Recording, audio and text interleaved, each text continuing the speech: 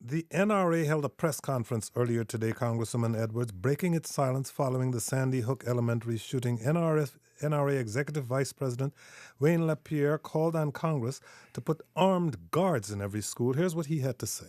As parents, we do everything we can to keep our children safe. It's now time for us to assume responsibility for our schools. The only way to stop a monster from killing our kids is to be personally involved and invested in a plan of absolute protection. The only thing that stops a bad guy with a gun is a good guy with a gun. Congresswoman Edwards, the only thing that stops a bad guy with a gun is a good guy with a gun. Is that a policy you would support? It is a policy calling for more armed guards in schools around the country. You know, I thought I had heard absolutely everything until I was shocked by what I heard from the NRA today. It is ridiculous to think that we're going to arm guards in every school across this country. We have over 140,000 schools across this country. They're in urban areas, rural areas, suburban areas.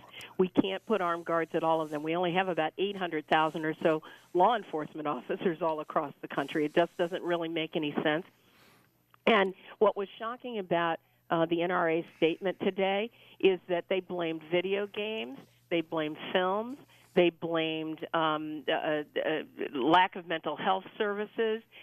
They blamed everything under the sun, but they didn't say that there was a problem with having assault weapons on our streets. They didn't say that there was a problem with not doing 100% background checks for every gun transfer in this country. And they didn't say that it was really important for us to make sure that we have the kinds of mental health services that fully funded that we need in every single community across the country, or limiting large capacity magazines. That their statement was so inadequate. It was so pathetic.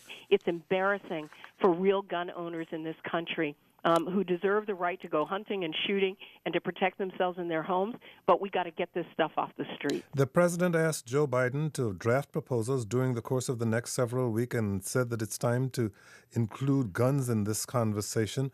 What do you want those proposals to look like, and what do you think is going to be politically possible?